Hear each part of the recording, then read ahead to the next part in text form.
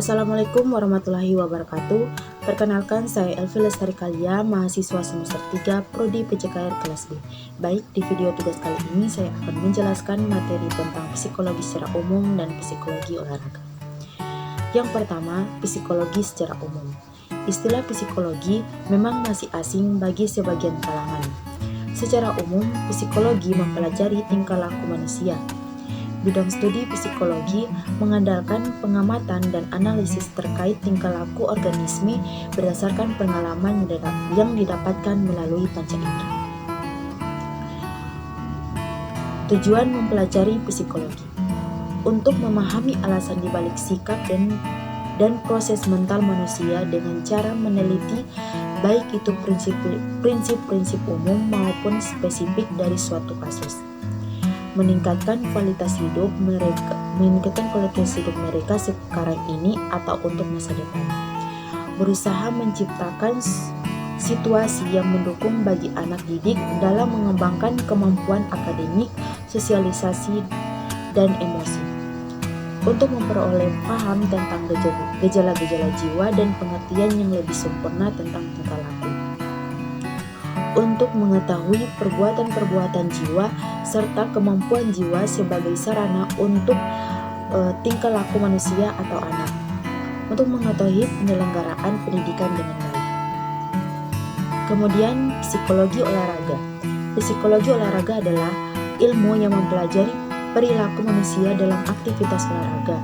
Dalam olahraga terdapat banyak gejala-gejala yang timbul atau kejiwaan atlet atau siswa tersebut. Gejala ini banyak timbul karena dalam olahraga prestasi terdapat kompetisi yang membuat semua atlet atau siswa bersaing ketat untuk mendapatkan juara.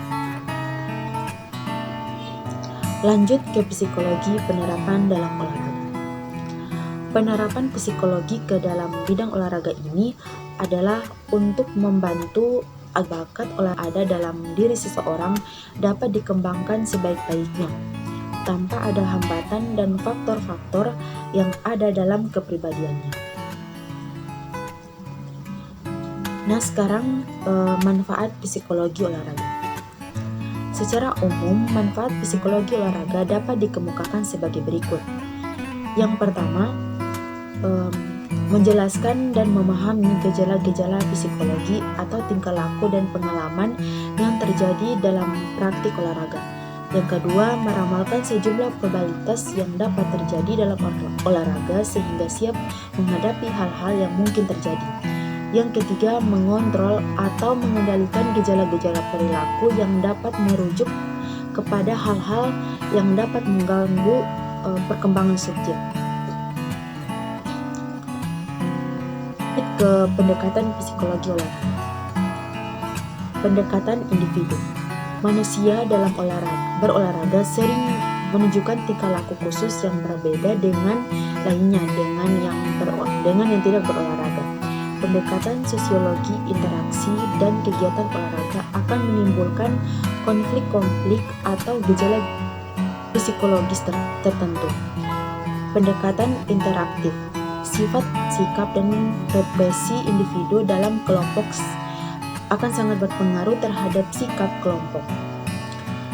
Pendekatan multidimensional dan pendidikan sistem.